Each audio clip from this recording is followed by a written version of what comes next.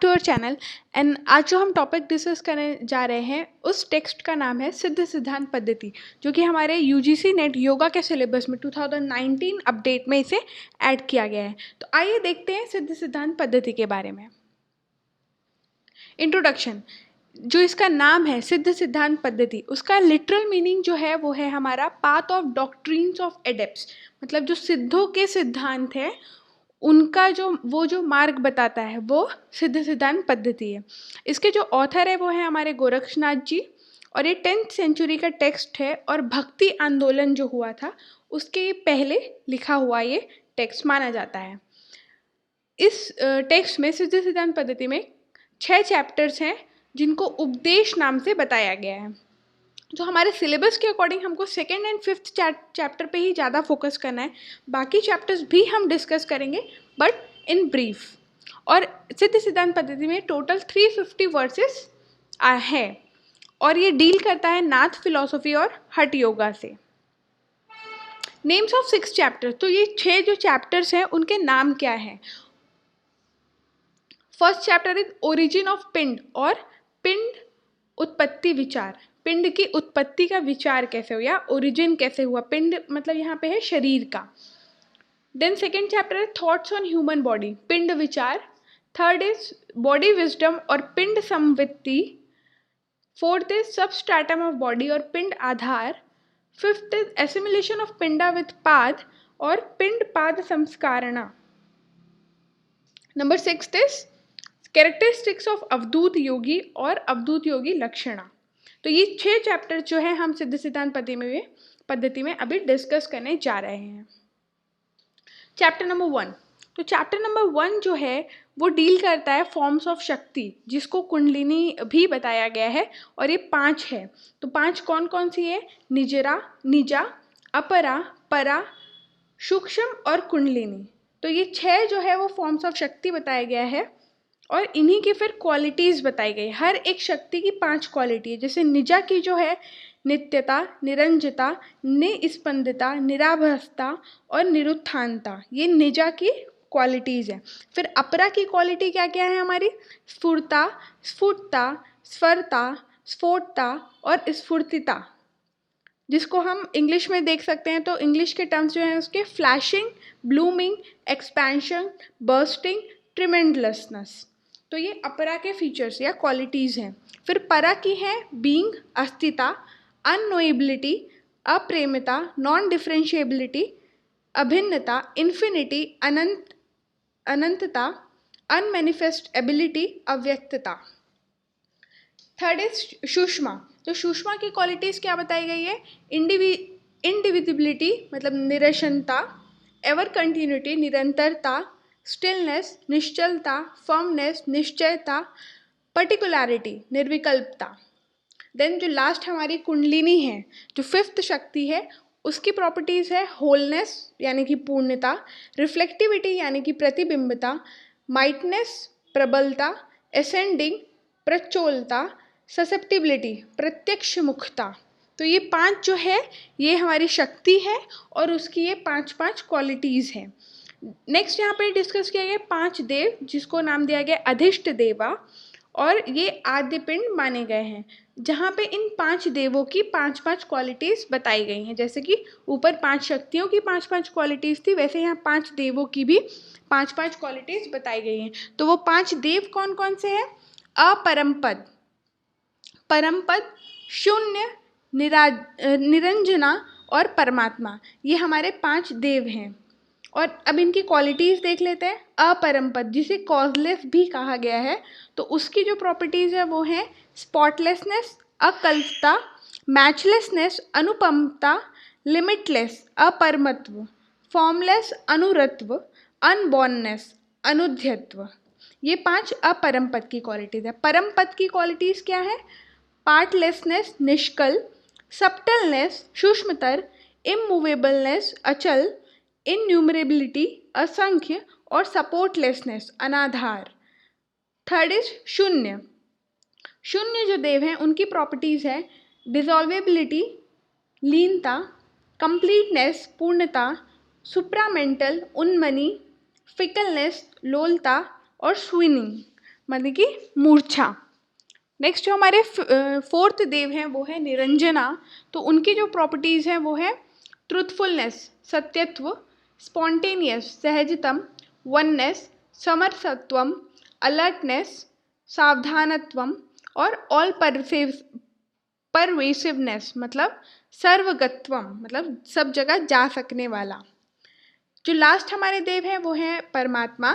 उनकी जो क्वालिटीज़ है वो है इम्पेरिशेबिलिटी, दैट इज अक्षयत्व, इम्पेनिट्रेटेबिलिटी, अभेदता, इम्पियर्सिबिलिटी, अछेद्यता, नॉन डिस्ट्रॉयबल, अविनाशता, नॉन कंबस्टिबल, अध्यात्मत्व। तो ये हमारे 5 देव और उनकी 5 क्वालिटीज़ हो गई। अब यहाँ पे बताया गया है अनाद्य पिंड, जहाँ पे 25 जो क्वालिटीज़ हैं देवा की, उन्हीं को 5 तत्व और 25 क्वालिटी भी बताया गया है और इसको नाम दिया गया है महासाकार पिंड। नेक्स्ट जो है हमारे यहाँ पे डिस्कस किया गया है अंतःकरण पिंड, जो मन यानी कि माइंड, बुद्धि यानी कि इंटेलेक्ट, अहंकार यानी कि ईगो और चित्त यानी कि लोकी ऑफ कॉन्शियसनेस और चैतन्य को कंटेन करता है अंतःकरण पिंड। देन यहाँ पे कुल पंचक बताए गए हैं। जो कुल पंचक है वो हमारे 5 हैं। क्या क्या? सत्व, रज, तम, काल यानी कि टाइम, जीवा एम्बॉडीड सोल और उसकी जो है क्वालिटीज़ यहाँ पे बताई गई हैं। तो हम देख लेते हैं कुल पंचक की जो क्वालिटीज़ हैं वो क्या क्या है। सॉरी। तो सत्व की जो क्वालिटीज़ हैं वो है दया यानी कि कंपैशन या सिंपैथी, धर्म राइट कंडक्ट, क्रिया यानी कि फेवर, भक्ति यानी कि डिवोशन और श्रद्धा, ये जो है हमारे सत्व की क्वालिटीज़ हैं। देन है रज।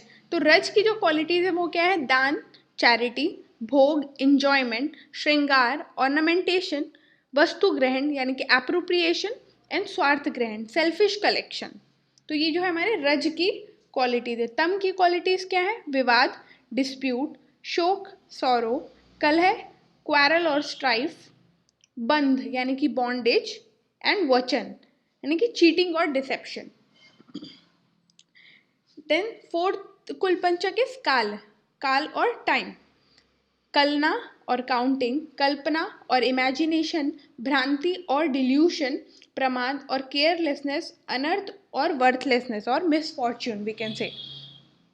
नेक्स्ट जीवा, वेकिंग यानी कि जागृत, ड्रीम और सुषुप्ति स्वप्न, डीप स्लीप और सुषुप्ति और fourth state of consciousness, that is turiya, and after that the last is beyond fourth state, that is turyatit. So here are the kul panchak and their qualities. Then the chapter 1 discusses about vyakti shakti panchak or manifestating energy, that are ichha, that is desire, kriya, that is action, maya or illusion, prakriti or origin, and vak, that is speech. So these are व्यक्ति और जीवा शक्ति पंचक और मैनिफेस्टेटिंग energy. So here also each and every manifestating energy has 5 qualities. So इच्छा has madness और उन्माद, impression और वासना, longing for और वंश, चिंता और एंजाइटी और चेष्टा और एफर्ट और activity we can say. Then qualities of kriyas or actions are स्मरण, that is remembering, उद्योग, that is effort, कार्य, that is activity, निश्चय, that is resolution, और स्वकुलचर और conduct of family, that are qualities of kriya. Next, qualities of maya or illusions are arrogance, that is mad, envy, that is matsarya, deceit or dambh, artificialness, कृत्रिमता और untruth, that is असत्य. These are qualities of maya. Then qualities of prakriti or origin are hope, that is asha, craving, that is trishna, deep desire, that is spriha, kansha or inclination, and unreal, that is mithya. These are qualities of prakriti. Next, qualities of speech or vak are para, pashyanti, madhyama, vaikhari, and matrika. These are qualities of manifestating energies. Then chapter 1 deals with the direct perception or प्रत्यक्ष कारण पंचक, that are काम or desire, कर्म or actions, chandra or moon, and surya and agni. These five are pratyaksh karan panchak, or we can say direct perception. So these also have qualities of their, so we don't have to go much deep into that, because we have to only focus on chapter 2nd and chapter 5th of this Siddha Siddhant Paddhati. Next is 13 kala of Surya is discussed here.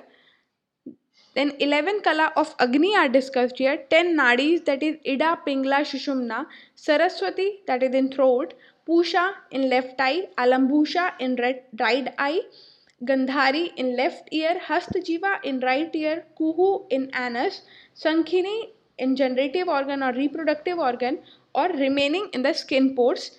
These are 10 nadis and other are mentioned here. Next is 10 Vayus, that is Pran, Apan, Saman, Vyan, Udan, Naga, Kurma, Krikal, Devdat, and Dhananjay. And their functions are same as we have discussed in other Hatha Yoga texts like Hatha Yoga Pradipika and all. So the 10 Vayus name are this, and functions and places are same as in other texts.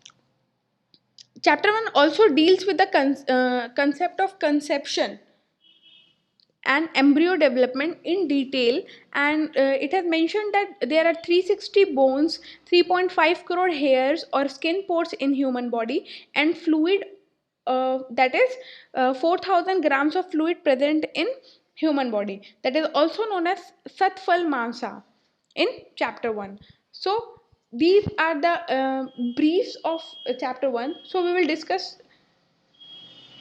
now the chapter 2.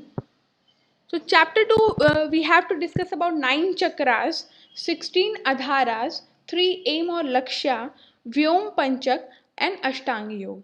So we will discuss sequencingly. The first is 9 chakras. So we can see that there is a table mentioning the chakra, its location, and benefits of meditating there in that chakra. So first is Brahma chakra, that is in base with 3 coils or root. We can say Mooladhara. The position of Mooladhara is the Brahma chakra, and by meditating here, one can arouse Shakti, because Shakti resides here. Next is Swadhisthana, posterior facing linga or coral, and contracts the world. By meditating on Swadhisthana, one can contract the world.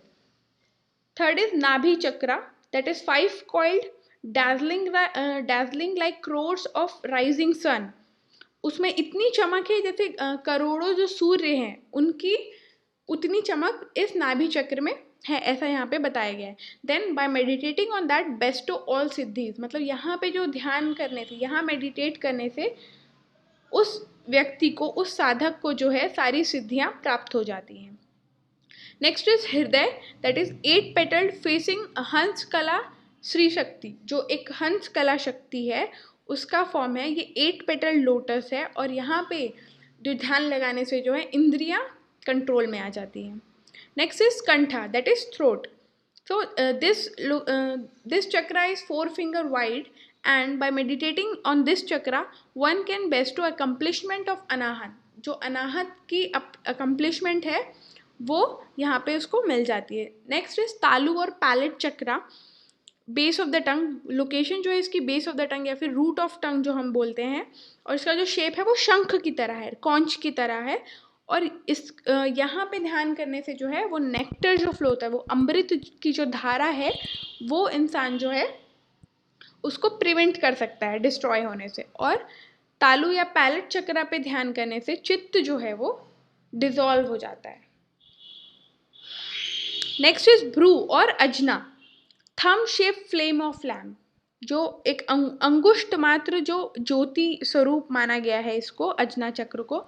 और यहाँ पे meditate करने पे वाक सिद्धि attend होती है, और speech accomplishment जो वो साधक बोलेगा वह होगा, ऐसा बताया गया है. नेक्स्ट इज निर्वाण चक्रा, that is passage to Brahma, very subtle and smoky flames.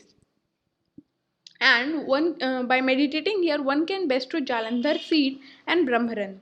मतलब यहाँ पे जो वो बताई गई है लोकेशन, वो एक तरह से ब्रह्मरंध्र की बताई गई है. और जालंधर मतलब यहाँ पे सेम नेक्टर जो है, अमृत जो वेस्ट हो रहा है उसको जो प्रिवेंट किया जा सकता है वेस्ट होने से.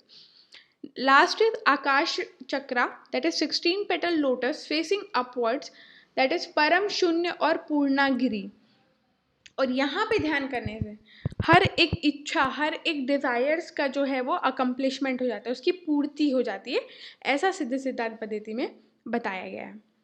नेक्स्ट जो है हमारा चैप्टर 2 में ही 9 चक्र 16 आधार, जैसा कि हमने देखा था. तो जो 16 आधार हैं वो कौन कौन से हैं? तो 16 आधार और उनके जो फीचर्स हैं वो यहाँ पे टेबल में बताया हुआ है. तो बिग टो जो है उसमें गेज स्टेडीनेस ऑफ आई, मतलब स्थिरता मिलती है आँखों की बिग टो पे ध्यान करने से. फिर मूलाधार, दैट इज रूट, रिसेंबल्स मूलबंध. मूलाधार का जो मूलाधार आधार है वो उसका जो प्रोसेस बताया गया है वो मूलबंध की तरह बताया गया है, और इससे जो है वो गैस्ट्रिक फायर इंक्रीज होती है, ऐसा बताया गया है. नेक्स्ट इज गूदा द्वार, और इट कंट्रोल्स अपाना, रिसेंबल्स अश्विनी मुद्रा. मतलब जो गूदा द्वार है उसको अपान का प्लेस बताया गया है, और उससे अपान जो है वो वश में आती है. और जो इसका प्रोसेस है वो हमारा अश्विनी मुद्रा की तरह, that is contraction of anal sphincter, contraction and relaxation. Next is Medhara. Medhara, that is contracting generating organ or reproductive organ, and decrease in excretion, that is it is like Vajroli. Okay, तो उसे मेद आधार बोला गया है. Next is उद्यान आधारा, that is उद्यान बंधा like process, इसमें बताया गया उद्यान बंधा की तरह यहाँ पे उसकी क्रिया बताई गई है. और इससे फ़ायदा क्या बताया गया है? Decrease in urine and faeces, जो एक्सक्रीटरी प्रोडक्ट्स है उसका जो होता है डिक्रीज हो जाता है, कमी हो जाती है. नेक्स्ट इज नाभि आधार, दैट इज कंसंट्रेट ऑन नादा. नाभि आधार जो है वहाँ पे नाद पे जो है कंसंट्रेट करना चाहिए. नेक्स्ट इज प्राण और हृदय आधारा, meditate on expansion of lotus with face up. मतलब मुख को थोड़ा ऊपर की तरफ करके जो एक्सपेंशन है, मतलब ब्लूमिंग है लोटस की, खिलने की जो प्रक्रिया है, उस पर मेडिटेट करने यहाँ पे बताया गया है.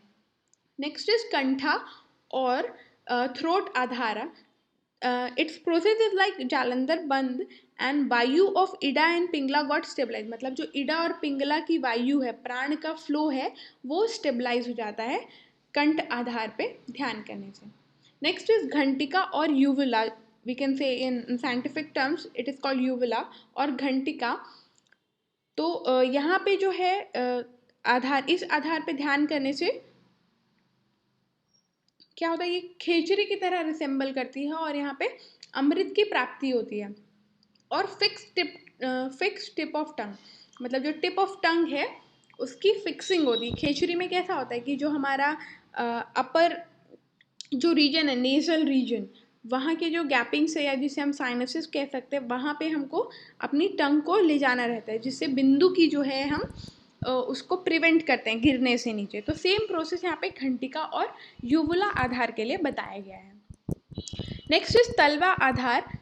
So by milking moving lambika and elongated tongue then inserted in upturned manner. मतलब जो प्रोसेस हमारा हठयोग प्रदीपिका में बताया गया है कि जो अपनी खेचरी सिद्धि के लिए जो प्रोसेस बताया गया, मतलब मिल्किंग, उसकी बटरिंग करके उसको मूव कराना, एंड जो उस कटिंग है लंबिका, जो हमारा नॉट है टंग के नीचे, उसको कट करने का जो प्रोसेस है वो सारा यहाँ पे तलवा आधार के लिए बताया गया है. नेक्स्ट इज जिवा आधार, that is concentrated upon tongue tip, it will ward off all diseases. मतलब जिवा आधार के लिए बताया गया है कि जो टिप ऑफ टंग है उस पर ध्यान लगाएं, और इससे जो है सारे डिसीज जो है वो खत्म हो जाते हैं. नेक्स्ट इज भ्रूमध्य, that is eyebrow centre, and concentrate on orb of moon. मतलब जो एक मून है वहाँ पे अर्धचंद्र जो है उस पे कंसंट्रेट करना है भ्रूमध्य पे. इससे क्या होगा? कूलनेस अटेंड होगी, कामनेस, जो शांति है वो प्राप्त होगी. Next is NASA Aadhaar, that is concentrate on knows tip. Knows tip पे यहाँ पे कंसंट्रेट करने की बात कही गई है और मन को ये स्थिरता प्राप्त कराता है। नेक्स्ट इज नासा मूल, that is concentrate on gateway. जो हमारा नेसल जो दो पैसेज है, तो जो इसका जो सेप्टम है, जो बीच का जो पार्टीशन है, उसे हम कहते हैं गेटवे। तो उस पे जो है यहाँ पे ध्यान लगाने की बात की गई है। और इससे क्या होता है कि क्लस्टर ऑफ लाइट, मतलब वो ज्योति जो है, ब्रह्म ज्योति, वो 6 महीनों के अंदर नजर आने लगती है। ऐसी यहाँ पे सिद्ध सिद्धांत पद्धति में बात कही गई है। नेक्स्ट इज ललाट आधार, that is concentrate on cluster of light. अब जो नासा मूल से क्लस्टर ऑफ लाइट परसीव हुई है, मतलब जो ब्रह्म ज्योति की प्राप्ति हुई है, अब ललाट आधार पे उसी पे ध्यान लगाना है। तो वो जो ज्योति है वो कैसी हो जाएगी, चमकदार हो जाएगी, लश्चरस हो जाएगी, ऐसी बात यहाँ पे कही गई है। नेक्स्ट एंड लास्ट आधार इज आकाश चक्र। In Brahmaran, visualize pair of lotus feet of perceptor, one becomes as sky। मतलब जो ब्रह्मरंध्र है हमारा, वहाँ पे लोटस फीट जो हमारे ब्रह्म हैं, उनके चरणों का जो है ध्यान करना है, और इससे जो है साधक आकाश की तरह जो है हो जाता है। ऐसी बात यहाँ पे कही गई है। नेक्स्ट जो है चैप्टर 2 में हमारे 3 एम्स या 3 लक्ष्य जो हैं वो बताए गए हैं। तो 3 लक्ष्य हैं इंटरनल यानी कि अंतर, एक्सटर्नल यानी कि बाहर, और इंटरमीडिएट, ठीक है, मतलब कि बीच का। तो इंटरनल में हमारे यहाँ पे कंसंट्रेट करने के लिए बताया गया है, कहाँ कैसे, 4 फिंगर, 6 फिंगर, 8 फिंगर, 12 फिंगर और फिर स्काई, ये जो है सीक्वेंस बताए गए हैं। Finger away from knows tip, मतलब नाक से 4 फिंगर दूर पहले कंसंट्रेट करने की बात कही गई है, फिर उसको है 6, 8, 12 ऐसे बढ़ाना है ग्रेजुअली, जैसे कि प्रैक्टिस में मास्टरी होती जाएगी, वैसे वैसे यहाँ पे हमको बढ़ाते जाना है। एंड देन फिर स्काई पे जो है हमको मेडिटेट करना है या उसको एम बना के कंसंट्रेट करने की बात यहाँ पे इंटरनल एम और लक्ष्य में बताई गई है। नेक्स्ट इज एक्सटर्नल और मूलाधार। मूलाधार यहाँ पे लोकेशन बताई गई है, इस पे ध्यान करने से क्या होता है, साधक को हर एक चीज़ जो है उसकी प्राप्ति हो जाती है, अकम्प्लिशेस एवरीथिंग। और फिर यहाँ पे लास्ट जो थर्ड लक्ष्य है, एम है, वो है हमारा इंटरमीडिएट। तो इंटरमीडिएट लक्ष्य में हमको मेंटली जो है कंसंट्रेट करना है वाइट, रेड, ब्लैक कलर्स पे, या फिर flame of fires, different flame of fires पे, या फिर लाइटनिंग पे, सोलार और क्रिसेंट मून, या फिर अपनी खुद की बॉडी पे डिवॉइड ऑफ लोकेशन। ओके, तो यहाँ पे इंटरमीडिएट लक्ष्य में ऐसी बातें यहाँ पे मेडिटेट करने के लिए बताई गई हैं। Next is 5 spaces or vyom to concentrate upon. So these are to concentrate internally or externally upon. तो ये जो सीक्वेंस बताए गए हैं 5 स्पेसेस के, वो हैं परम आकाश, महाआकाश, तत्व आकाश, सूर्य आकाश एंड आकाश। तो जो हमारा परम आकाश है, वहाँ उसका जो कलर है वो है पिच डार्क, और वहाँ पे इंटरनली और एक्सटर्नली हमको ध्यान लगाने की बात सिद्ध सिद्धांत पद्धति में कही गई है। नेक्स्ट इज महाआकाश, that is bluish, dark bluish in colour. Next तत्व आकाश, और इसका जो नेचर है वो सेल्फ के नेचर, मतलब आत्मा के नेचर की तरह तत्व आकाश का नेचर बताया गया है। Next is surya akash, similar to crores of suns, मतलब जो करोड़ों सूर्यों की चमक है, शक्ति है, उसके बराबर जो है सूर्य आकाश को बताया गया है। एंड लास्ट इज आकाश, जो हमारा नॉर्मल आकाश होता है, दिखता है हमें, blue sky, that is. And यहाँ पे गेज करने पे जो साधक है वो स्काई की तरह हो जाता है, मतलब उसकी सीमा रहित वो हो जाता है, ठीक है। तो ये 5 व्योम यहाँ पे बताए गए हैं। अब जो है यहाँ पे ये बताया गया है कि जिनको ये 9 चक्र, काल आधार, त्रिलक्ष्य और 5 आकाश और या व्योम नहीं पता है, तो उनके लिए, उन साधकों के लिए क्या ज़रूरी है, वो कैसे साधना करेंगे, यह यहाँ पे बताया गया है। तो यहाँ पे 8 फोल्ड और 8 लिम्स ऑफ योगा जो है एडवाइस किया गया है उन साधकों के लिए जिनको 9 चक्र, काल आधार, त्रिलक्ष्य और 5 आकाश नहीं पता है। तो यम, नियम, आसन, प्राणायाम, प्रत्याहार, धारणा, ध्यान, समाधि, ये हमारे अष्टांग योग के जो 8 लिम्ब है वही यहाँ पे बताए गए हैं।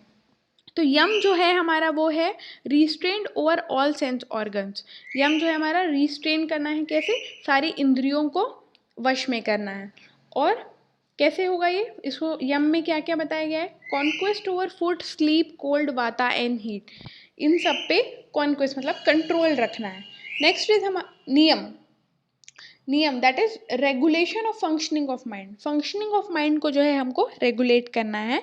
और नियम में है क्या क्या बताया गया है, seclusion, devoid contacts, indifference, containment and surrender to the lotus feet, और सुप्रीम को सरेंडर करने की बात यहाँ पे नियम में बताई गई है। Next is asana. According to one's nature asana should be done. तो एक अपने नेचर की या प्रकृति के अनुसार यहाँ पे आसन करने की बात कही गई है।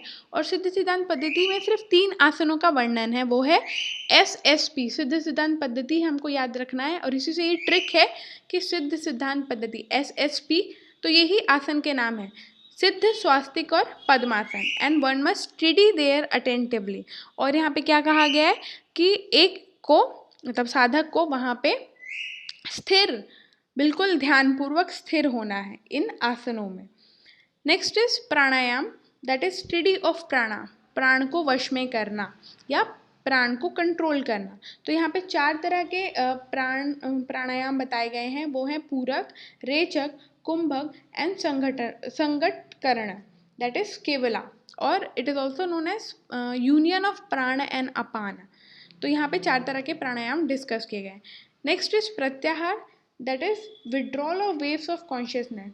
जो चैतन्य चित्त है और जो कॉन्शियसनेस की वेव्स है, यानी कि जो विचार हैं, उनको अपने वश में करना, विड्रॉ करना। जो मन विचलित होता रहता है ना, उसे कंट्रोल में करने की बात यहाँ पे कही गई है। और इससे क्या होता है, जो रोग है उनका नाश होता है, और सारे जो आने वाले रोग हैं वो भी खत्म होते हैं, और जो साधक है वो भय रहित हो जाता है, फियरलेस हो जाता है।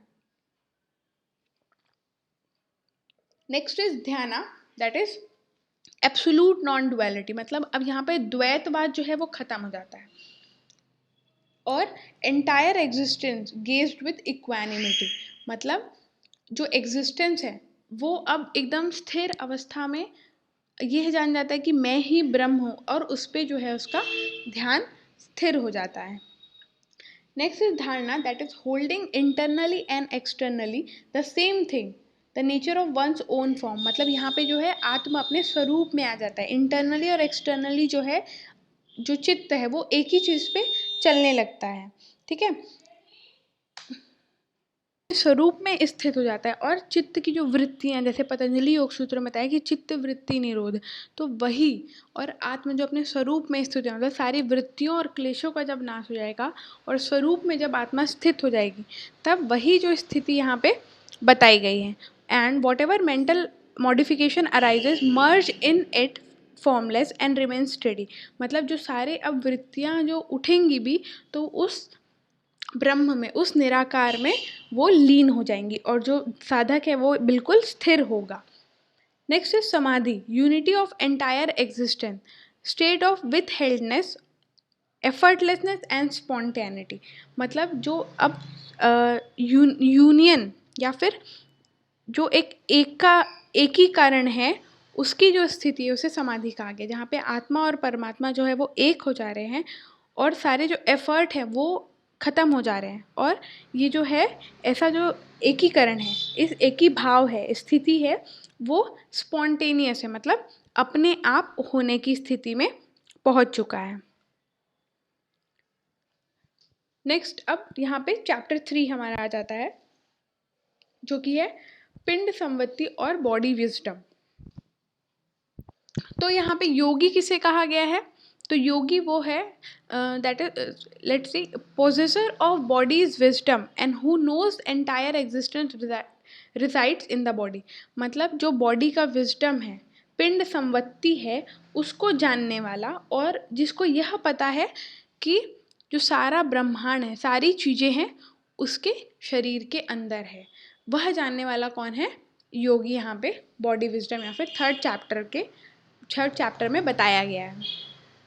अब इस जो थर्ड चैप्टर है वो क्या क्या चीज़ इलेबोरेट करता है, किस किस चीज़ों के बारे में हमको बताता है। जो 7 पाताल हैं हमारे शरीर में वो कौन कौन से हैं, टोज और lower region Patal, tip of toes that is Talatal, back of foot that is Mahatal, ankle that is Rasatal, shank और knee to ankle Sutal, knee that is Vital and thighs that is Atal. तो ये जो है हमारे 7 पाताल बताए गए हैं और इनके जो गुरु हैं, इनके जो डाइटी हैं, देव हैं, वो हमारे रुद्र हैं। तो ये 7 पाताल हमारी बॉडीज में बताए गए हैं। नेक्स्ट जो है हमारे 21 ब्रह्मांड या व्यष्टि शरीर जो है वो बताए गए हैं।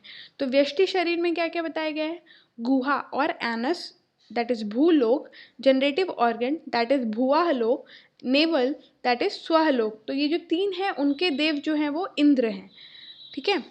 Next is sprout of spine that is Mahlok, spinal cavity that is Janlok, spinal cord that is Taplok और रूट दैट इज सत्यलोक। तो इन चारों के जो ये जो 4 लोक हैं उनके जो देव हैं वो है ब्रह्म। नेक्स्ट जो बताया गया है वो है बेली, हार्ट।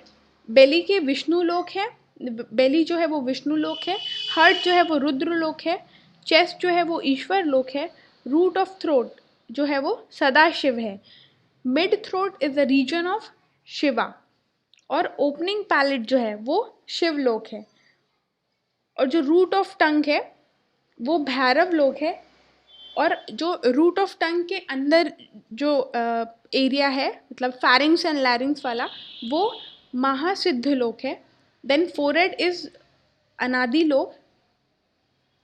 और यहाँ पे जो है इसके डिफरेंट जो देवताज है वो सारे यहाँ पे डिस्कस किए गए हैं। तो ये जो है वो हमारे 21 जो ब्रह्मांड या व्यष्टि शरीर बताए गए हैं और इसके 7 ब्राह्मण बताए गए हैं, ठीक है।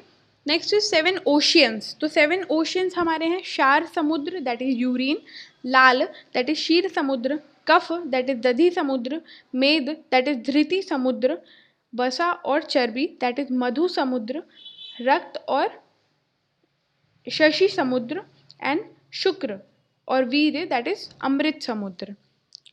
Next 7 continents. Continents are majja और bone marrow that is Jambu Dvipa, अस्थि और बोन्स दैट इज शक्ति और शाक द्वीप, शिरा और वेसल्स दैट इज सूक्ष्म द्वीप, त्वचा और skin that is Kraunch Dweep, रोमकेश और skin hairs skin pores that is Gomya Dweep, nails और नख दैट इज श्वेत द्वीप, मांस और मसल दैट इज प्लक्ष्व द्वीप।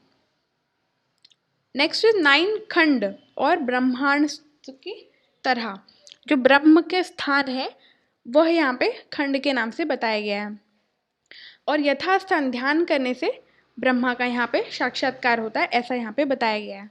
तो भारत खंड और मूल गुदा द्वार, काश्मीर खंड दैट इज लिंग छिद्र, करपर खंड दैट इज मुख, Shrikhand that is right nostril, Shankh that is left nostril, Ekpad that is right, Ekpad that is left eye, Gandhar that is right eye, Kaivar that is left ear, Mahameru that is right year.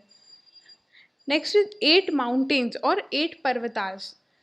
8 पर्वतास are मेरुदंड और spinal cord that is Sumeru पर्वत, मस्तक और forehead that is Kailash, शरीर पृष्ठभाग जो back of body है वो हमारा हिमालय है, left shoulder Malay, right shoulder Mandhyachal, right ear Vindhyachal, left ear Mainak and ललाट इज श्रीशैल। तो ये जो है हमारे 9 पर्वत और माउंटेन्स यहाँ पे बताए गए हैं। Next is 9 rivers. जो रिवर है हमारी वो है Ganga that is Ida, Yamuna that is Pingala, Saraswati that is Sushumna, Pinsa, Chandrabhaga, Pipasa और विपाशा, शतरुद्रा, श्रीरात्रि और नर्मदा। यहाँ पे 9 रिवर्स बताई गई हैं। 12 राशि और ज़ोडिएक साइंस, 27 नक्षत्र, 9 ग्रह, 15 तिथीज और 72,000 नाड़ीज जो हैं सिद्ध सिद्धांत पद्धति में बताई गई हैं। Next is chapter 4 that is substratum of body और पिंड आधार शक्ति। तो यहाँ पे जो है 4th चैप्टर है, वहाँ पे आधार शक्ति के बारे में डिस्कस किया गया है, जिसे शिव की अंतरंग माना गया और भौतिक प्रपंच यानी कि जो वर्ल्डली मैटर है, ये जो वर्ल्ड है मटेरियलिस्टिक वर्ल्ड, उसका आधार जिसे बताया गया है वह आधार शक्ति के बारे में यहाँ पे डिस्कस किया गया है। नेक्स्ट इज कुल और अकुल और इसकी समरसता और इसका जो इक्वानिमस स्टेट है कुल और अकुल का, इसके बारे में डिस्कस किया गया। तो कुल जो है हमारी शक्ति के 5 रूप जो विश्व का आधार है उन्हें बताया गया है, जो कौन कौन से हैं, परा, सत्ता, अहंता, स्फूर्ता और कला, ये जो है हमारे कुल बताए गए हैं। तो जो परा है वो क्या है, परा होने पर भी सभी वस्तुओं में वर्तमान है, चेतन से प्रकाश स्वरूप है और खुद की सत्ता से जगत को प्रकाशित करती है, इसीलिए इसे परा कहा गया है। फिर है कुल में ही ये 5 है। तो सत्ता, जिसको अनादि संसिद्ध मतलब स्वयं प्रकाशित परम अद्वैत एक ऐसी है, इसलिए सत्ता कहलाती है। नेक्स्ट अहंता, दैट इज अद्यंत रहित अप्रेम, इंद्रियों से न दिखने वाली स्वयं प्रकाश सच्चिदानंद और शिव से अभेद्य प्रकट करती है।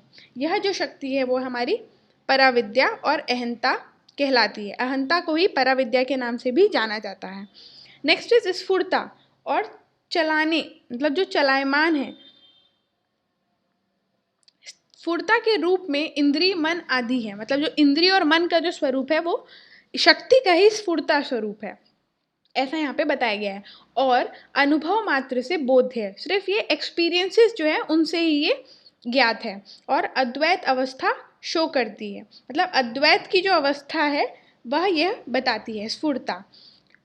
जो लास्ट कुल शक्ति है वो है कला, दैट इज नित्य शुद्ध निर्विकार स्वयं प्रकाश रूप में संचय आकलन करती है और कुल अवस्था में रहती है, वो जो है हमारी कला है। परा कला भी इसे कहा जाता है।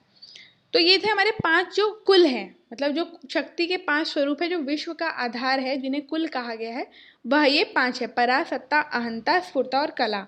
अब जो है हमारे अकुल, तो अकुल क्या है, समस्त भेदों से रहित, अखंड, अनन्य, कार्यकरण मतलब निधर्म रहित, नाम रूप से परे, अपरंपरा, आदिनाथ की आज्ञाकारिणी और स्वयं प्रकाशिता जो है वह हमारी अकुल है।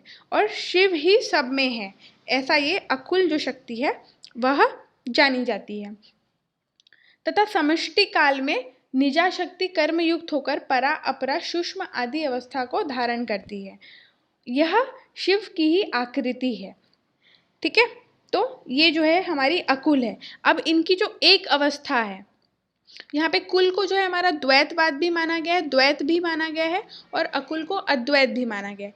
जब इन दोनों की एक अवस्था हो जाती है, ना द्वैत रहता है यानी कि ना कुल रहता है, ना अद्वैत और अकुल रहता है, तो इसे एक अवस्था कही जाती है और इसी को हम समरसता के नाम से देखते हैं। नेक्स्ट यहाँ पे 2 तरह की कुंडलियों के बारे में बताया गया है। तो जागृत यानी कि प्रबुद्ध और सुप्त यानी कि अप्रबुद्ध। तो ये 2 तरह की कुंडलियों का वर्णन चैप्टर 4 में किया गया है। And when this is by arousing rays upwards gives liberation, और जब ये कुंडलिनी जो है वो जागृत होती, ऊपर की तरफ चलने लगती है, तब इसे ही यही जो है वो मोक्ष का कारण बनती है, ऐसा यहाँ पे बताया गया है।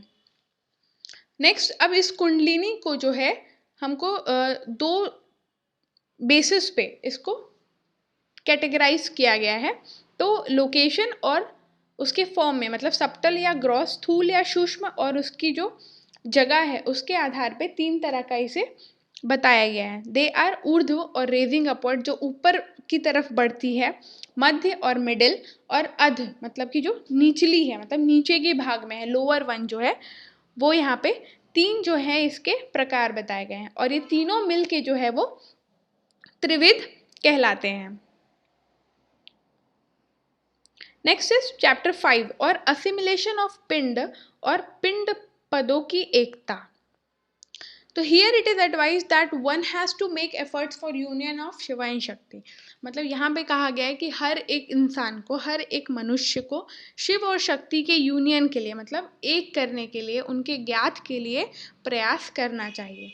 And for this guru's guidance is of utmost importance, और इसके लिए गुरु का जो मार्गदर्शन है वह अति आवश्यक है, ऐसा यहाँ पे बताया गया है। Union of individual and universal soul is oneness of vyashti and samashti pind. This is experience of oneness later is termed as deh siddhi और सिद्ध योगी।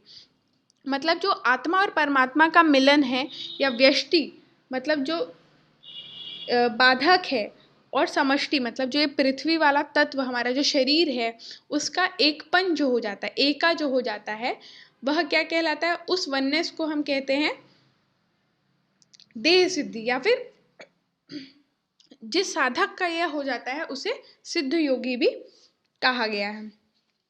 फिर यहाँ पे एक टर्म बताया गया है निरुत्थान। तो निरुत्थान का मतलब यहाँ पे है वननेस, अभेद, एकता, जो समरसता है, वह यहाँ पे निरुत्थान बताई गई है।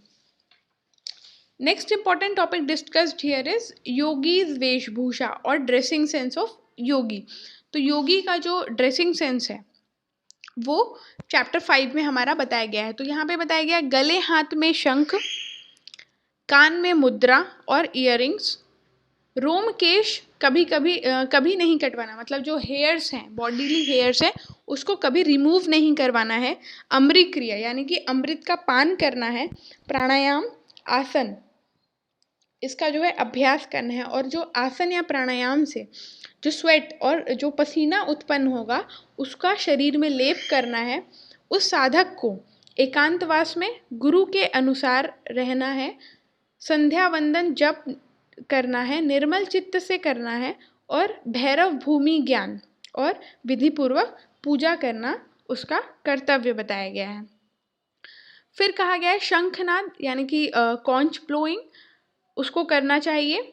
कौपिनी धारण करना चाहिए। पैरों में खड़ाऊ, जो एक स्पेशल टाइप की वुडन जो स्लीपर्स होती हैं वो पहनना चाहिए। अचलन या धोती पहनना चाहिए। जो अचलन है वो एक तरह का जो वस्त्र होता है, जो योगीस हैं वो जो वस्त्र धारण करते हैं उसका जो धारण करने का तरीका होता है, और जो वो प्लेन कपड़ा होता है उसे अचलन कहा गया है। और ओढ़ने बिछाने के लिए एक कंबल, वर्षा धूप से बचने के लिए एक छाता, बेत जानवरों से बचने के लिए एक कमंडलू पानी पीने के लिए, और शरीर में भस्म धारण करना है।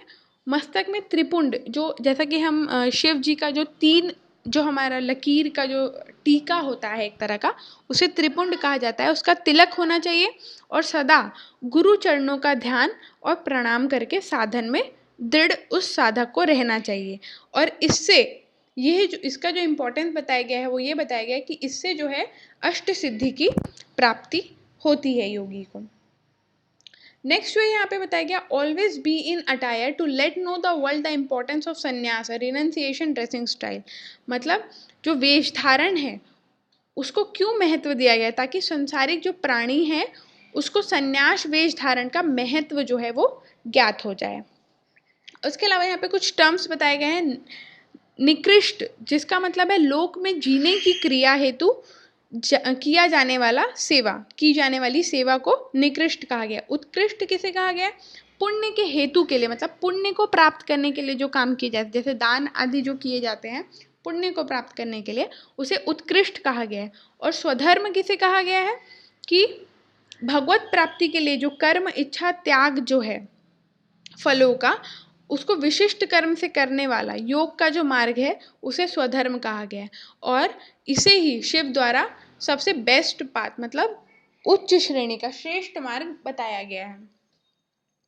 Next word meaning of yoga. तो यहाँ पे जो है मुख्य अर्थ क्या बताया गया योग शब्द का? सत्संगति, प्रमाण, युक्तियों द्वारा प्राप्त मोक्ष प्रदान कराने वाले ज्ञान के साधन के उपाय को यहाँ पे योग कहा गया है। Next methods to attain highest seat of param pad, मतलब परम पद प्राप्ति के उपाय क्या बताए गए हैं? When body got siddh and yogi attains the state of infinite wisdom, then this state is known as param pad. मतलब योग साधना द्वारा पिंड सिद्धि होने पर जो अखंड ज्ञान प्राप्ति जो होती है वह शक्ति युक्त अखंड शिव तत्व जो है वह परम पद यहाँ पे बताया गया है। And this state when Shiva and Shakti or individual with universal soul unites is called सहज और संयम, सोपाय और अद्वैत। मतलब शिव से अभिन्न जो वास्तविक आत्म स्वरूप है वह सहज संयम सोपाय अद्वैत है। ऐसे 4 प्रकार के बताए गए हैं। तो सहज ज्ञान जो है हमारा, वह क्या है? सहज ज्ञान एकता, शिव मैं हूँ या मैं ही शिव हूँ, इसका जो ज्ञान है वह सहज ज्ञान है। नेक्स्ट इज संयम। तो संयम है इंद्रिय मन आत्मा का अखंड परमात्मा में व्यस्त रहना, वो संयम बताया गया है। सोपाय क्या बताया गया है? एकता और एकीकरण और समरसता से साधन में रत रहना को सोपाय बताया गया। विश्रांति भी इसे कहा गया है। नेक्स्ट जो अद्वैत है, आत्मा अकर्ता अभोक्ता केवल शून्य निर्विकल्प है, ऐसा जो ज्ञान है वह क्या है? अद्वैत है। और ये सिर्फ गुरु आशीर्वाद से ही प्राप्त होता है, ऐसा यहाँ पे बताया गया है। इसके अलावा जो है यहाँ पे 12 साल में सिद्धि, जो गुरु दीक्षा के बाद 12 साल में सिद्धियों का जो वर्णन है वह किया गया है। और जो 12 साल में सिद्धि जिसे प्राप्त हो जाती है वो तीनों लोकों में पूजा जाता है और उसे भैरव तुल्य माना जाता है, ऐसा यहाँ पे बताया गया है। तो यहाँ पे बताया गया है 12 सिद्धियाँ जो हैं वो गुरु दीक्षा के बाद निम्न अनुसार बताई गई। कैसे? जो फर्स्ट ईयर मतलब जो पहला साल है उसमें स्व शरीर का रोग, मलों से मुक्त करना और सर्वप्रिय होना, लोक दर्शन के लिए, यह यहाँ पे पहले साल की सिद्धि बताई गई। दूसरे साल में साधन से सफलता मनोरथ होकर सभी भाषा बोलने की शक्ति प्राप्त हो जाती है। जो तीसरा साल है उसमें देह सिद्धि, दिव्य तेज, उसके प्रभाव से हिंसक पशु भी बाधा पहुंचाने में असमर्थ हो जाते हैं उस योगी के। फिर चौथे साल में बताया गया है द्वंद्वों से ऊपर उठना और दूर शब्दों को सुनना। जो 5th ईयर में और या 5वें साल में वाक सिद्धि, दूसरों के काय में प्रवेश मतलब शरीर में प्रवेश की शक्ति, और जो बोलना मतलब जो वाक है उसकी सिद्धि हो जाती है। छठे साल में पुष्ट या शरीर पर किसी शस्त्र वज्र का प्रभाव नहीं पड़ता। 7वें साल में और 7th ईयर में आसन पर बैठा हुआ पृथ्वी के ऊपर उठने लगता है और लेविटेट होने लगती है उसकी बॉडी, आकाश में उड़ने की शक्ति और दूर दृष्टि की शक्ति आ जाती है। 8 और 8 साल में अष्ट सिद्धि वश में हो जाती है, 8 सिद्धियां जो है वो साधक के वश में हो जाती है। और 9th साल में या फिर 9th ईयर में जो है वज्रकाय शरीर मतलब जो वज्र की तरह हमारा साधक का शरीर हो जाता है, सभी दिशा में एक साथ भ्रमण करने की शक्ति आ जाती है। 10th या फिर 10वें साल में वायु पर विजय, सर्वार्थ जाने में समर्थ मतलब सर्वार्थ हमें कहीं भी जाने में समर्थ हो जाता है वो व्यक्ति या साधक, और वायु पर विजय प्राप्त कर लेता है। 11th ईयर में समाधि बल पर रिद्धि सिद्धि का स्वामी बन जाता है। और 12वें साल में शिव के समान समस्त जगत सृष्टि संहार के सामर्थ्य जो है उसमें आ जाता है, उतनी शक्ति उसमें आ जाती है। और साधन पूर्ण होने पर वह भैरव के समान हो जाता है और 3 लोकों में पूजा जाता है, ऐसा यहाँ पे बताया गया है। Next topic discussed in 5th chapter is सिद्ध वंश परंपरा और लीनिएज ऑफ सिद्धा। तो 5 सिद्ध की परंपरा बताई गई है। आई संतान जिसकी जो दीक्षा है आईनाथ जी ने प्रदान की थी। फिर है विलेश्वर गुरु जो दिगंबर होते हैं। विभूति संतान जो भस्म धारण करते हैं। नाथ परंपरा जो नाथ तत्व की दीक्षा लेते हैं। और योगेश्वर संतान जो लय प्राप्त योग अनुरूप दीक्षा प्राप्त करते हैं। ये यहाँ पे 5 जो है सिद्ध वंश परंपरा बताई गई है। फिर यहाँ पे 5 परंपरा उनकी गुण और उनके देवता बताए गए हैं। और जो इसके फीचर्स या अवस्था को जान लेता है वह सिद्धा या फिर सुपर ह्यूमन या सुप्रीम ऑफ सुप्रीम मतलब जो सिद्धों का भी सिद्ध, योगेश्वर ईश्वरों का भी ईश्वर माना गया है, वह यहाँ पे बताया गया है। तो परंपरा 5 बताई गई, उसके 5 गुण, उसके 5 डाइटीज मतलब गुरु और उसके फीचर्स या अवस्था। तो हार्ड और कठोर उसका जो गुण है वो कैसा है? पृथ्वी की तरह है। उसके जो देवता है वो है ब्रह्म। उसका जो फीचर या अवस्था है वो है स्थूल। फिर नमी जो कि जल की तरह है, उसके जो देव है वो है विष्णु और इसका जो अवस्था है वो है सूक्ष्म। फिर है अग्नि जो कि जिसका जो गुण रहेगा वो है अग्नि की तरह होगा और इसके जो देव हैं वो है रुद्र और जिसे कारण या कॉजल बॉडी भी कहते हैं, कॉड अवस्था। नेक्स्ट इज वायु और विंड, जिसकी जो फीचर्स होंगे वो वायु की तरह होंगे, और इसके जो गुरु हैं वो है ईश्वर, और इसकी जो फीचर और अवस्था है वो है तुरीय, जिसको लॉजिकल भी हम कहते हैं। नेक्स्ट इज स्काई और आकाश, तो इसकी जो गुण है या क्वालिटी है वो है स्थिरता, और इसके जो गुरु हैं वो है सदाशिव, और इसका जो फीचर और जो इसकी अवस्था है वो बताया गया है तुर्यातीत, मतलब बियॉन्ड जो लॉजिक है वह यहाँ पे बताया गया है।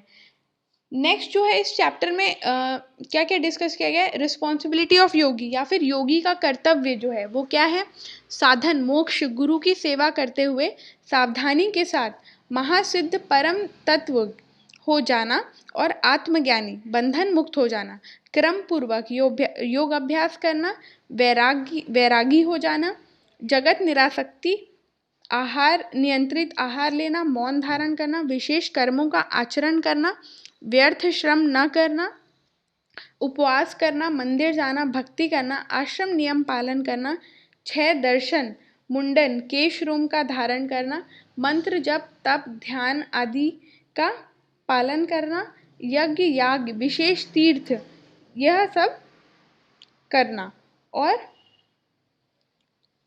यह योगी का कर्तव्य यहाँ पे बताया गया है। नेक्स्ट जो बताया गया है वो है गुरु प्रसाद, मतलब ये जो परम पद की प्राप्ति होती है वह सिर्फ गुरु के प्रसाद से ही प्राप्त हो सकती है, और गुरु के प्रसाद के साथ साथ सत्य स्वरूप का दर्शन, दृढ़ योग अभ्यास, गुरु उपदेश का पालन, गुरु द्वारा शिष्य में शक्ति संचार से शक्ति को जागृत करना, और करुणामयी और कृपा से जो है गुरु की यह परम पद प्राप्त होता है। फिर जो गुरु के लक्षण हैं वह यहाँ पे बताए गए हैं, उपदेश कथन से, करुणा वर्षा से शिव स्वरूप परम पद का प्रकाशन करे, 8 पाशों यानी कि जरा जन्म मरण व्याधि काम क्रोध अभिमान और अविद्या का जो नाश कर दे, स्वरूपानंद में जो प्रतिष्ठित हो सद्गुरु वही है। फिर यहाँ पे बताया गया गुरु जो है वो शिष्य का अज्ञान अंधकार नष्ट कर कल्याण प्रदान करता है, और अनुग्रह से परम शिव का साक्षात्कार भी हो जाता है। कृत्रिम बनावटी का वर्णन, मतलब यहाँ पे जो बनावटी है उसे गुरु नहीं बताया गया है, और सद्गुरु जो है वो त्रिकाल वंदना भी करे, और च्विदिलास यानी कि आत्म प्रकाश गुरु कृपा से ही प्राप्त शिष्य को मिलता है, ऐसा यहाँ पे बताया गया है। फिर जो है हमारा है चैप्टर 6, जो कि हमारा लास्ट चैप्टर है, जहाँ पे बताया गया है अवधूत योगी के लक्षण। तो अवधूत योगी कौन है, तो अवधूत योगी जो सकल प्रकृति विकारों यानी कि देह इंद्रिया मन विषय का अवधूत यानी कि त्याग कर निर्मल स्वरूप में स्थित हो जाता है, वह अवधूत योगी है। तथा योग की साधना करने वाले को भी अवधूत योगी यहाँ पे बताया गया है। परंतु व्याकरण के अनुसार क्या कहा गया है, सांसारिक द्वंद्वों से मुक्त, जन्म मरण प्रपंचों आदि से अनासक्त मन वाला संयमी, जो समरसता एकता में लीन चित्त वाला योगी ही अवधूत योगी है, ऐसा यहाँ पे बताया गया है। फिर अवधूत योगी के गुण क्या बताए गए हैं, पंच क्लेशों, 8 पाशों, 3 अवस्थाओं से पूर्णतः मुक्त वह आत्मस्वरूप योगी ही अवधूत योगी है। पंच क्लेशों से मुक्त जो योगी स्वशरीर 5 क्लेशों की नाशक भस्म से अलंकृत करता है, और गुरु निर्देश अनुसार योग मार्ग में दृढ़ता से लीन रहता है, वह अवधूत योगी है। संसार से परे आत्म रूप में स्थित केवल कौपिन या धोती कटी पर हाथ में पानी भिक्षा के लिए खप्पर लेकर सर्व समर्थ रूप से विचरण करता है, वह अवधूत योगी है। शंख, जहाँ पे श का मतलब सुख का वाचक और ख का मतलब ज्ञान में अखंड परमात्मा बताया गया है, उसकी एकता योग से शंख को मानता है, और उपदेश अनुसार स्वात्म रूप से स्थित योग क्रिया द्वारा जगत को कल्याणमय मार्ग का प्रवृत्ति कारक बनाता है, वह अवधूत योगी है, ऐसा यहाँ पे बताया गया है। इसके अलावा और भी यहाँ पे अवधूत योगी के जो फीचर्स हैं उसे बताए गए हैं, जैसे कि खेचरी द्वारा अमृत पान विपरीत साधना के स्वयं पान करता है, वह अवधूत योगी है। प्राणायाम से नाड़ी शुद्धि की हो और वज्रोली से वीर को ऊर्ध्वमुख कर लिया हो, जीर्ण पचा लिया हो जिसने, वह अवधूत योगी है।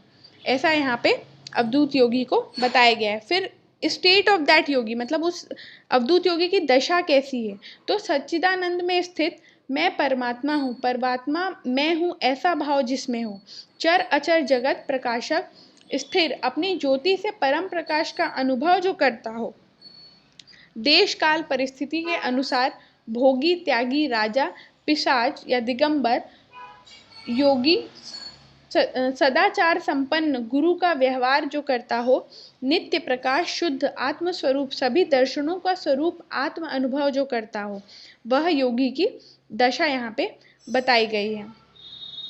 उसके अलावा जो अवधूत के सर्व स्वरूपता है, मतलब जो उसके सर्व स्वरूप है, वह कैसा बताया गया है? अत्याश्रमी द्वैत अद्वैत से परे आत्मस्वरूप, चार आश्रमों यानी कि ब्रह्मचर्य गृहस्थ वानप्रस्थ और संन्यास से परे, 6 दर्शन 5 देवता परम तत्व जो कहलाता है, वह योगी, वह अवधूत योगी की स्थिति बताई गई है। और जो त्रिदंडी एक दंडी शैव तापस पशुनाथ सन्यासी जो है, वह अवधूत योगी की दशा यहाँ पे बताई गई है। फिर यहाँ पे 5 मकार का जो वर्णन है वह बताया गया है, जहाँ पे जो जीव और अवधूत योगी है उसका जो डिफरेंस है उसे डिस्कस किया गया है। तो ये जो है वो जीव का है और ये जो टेबल है वो अवधूत योगी का है। तो जीव के लिए बताया गया है मद, यानी कि स्वयं को सर्वशक्तिमान मानता है, और अवधूत योगी जो है वो मध्य है, माने कि वो ईश्वर को सर्वशक्तिमान मानता है। मति यानी कि अपनी इच्छा को पूर्ति करने के लिए वो कार्य करता है, और यह जो है निष्काम कर्म करता है। माया मतलब वो संसार में उलझा हुआ है। जो अवधूत योगी है वो है मीन, मतलब वो संसार से परे है। फिर जो जीव है वह मन, मतलब वो अपने मन के अनुसार चलता है, और अवधूत योगी जो है उसका जो मास है वो पल है, जो उसका मन है वो उसके अनुसार चलता है। फिर जो जीव है वो मैथुन और प्राण और अपान में जो है उसका जो भोगी होता है, और अवधूत योगी कौन होता है? जो शिव और शक्ति या शाक्त और शक्ति का जो ज्ञाता होता है, वह अवधूत योगी यहाँ पे बताया गया है। फिर जो है यहाँ पे बताया गया इम्पोर्टेंस ऑफ सिद्ध सिद्धांत पद्धति, मतलब सिद्ध सिद्धांत पद्धति का कुछ इम्पोर्टेंस है, तो हमने कुछ इम्पोर्टेंट ही टर्म्स यहाँ पे बताए हैं। वो है कि जो ये टेक्स्ट है वो सिद्धों के सिद्धांत का वर्णन करती है, और इसमें महायोग मतलब gives knowledge of Mahayog and तत्वज्ञान, मतलब सिद्ध सिद्धांत पद्धति जो है वो हमारा महायोग का जो ज्ञान है वो प्रदान करती है, और तत्व ज्ञान का हमें भास कराती है। नेवर गिव दिस टेक्स्ट और its knowledge to the people who have opposite knowledge, मतलब जो मूढ़ पुरुष है, मूढ़ मनुष्य है, उनको इसका ज्ञान कभी नहीं देना चाहिए, इस जो और ना ही ये पुस्तक कभी उन्हें देनी चाहिए। Read this text with pure mind after गुरु दीक्षा, यह जो पुस्तक है, यह जो टेक्स्ट है उसे गुरु दीक्षा के बाद ही पढ़नी चाहिए, ऐसा यहाँ पे बताया गया है। और how to give this text, मतलब ये टेक्स्ट जो है वो किसको देनी चाहिए? तो गुरु चरणों में प्रणत शिष्य, परीक्षा के बाद जो सत्पात्र होने पर भय दुख के दूर होते हैं, जिसका भय दुख दूर हो गया है, श्रद्धा आस्था और सब सत्य संप्रदाय की रक्षा हेतु इसका उपदेश देना चाहिए, और ये टेक्स्ट उसी को देनी चाहिए, ऐसा यहाँ पे बताया गया है। So guys, thanks for watching this video. Hope you like this video. Do like, share and subscribe our channel. Thank you.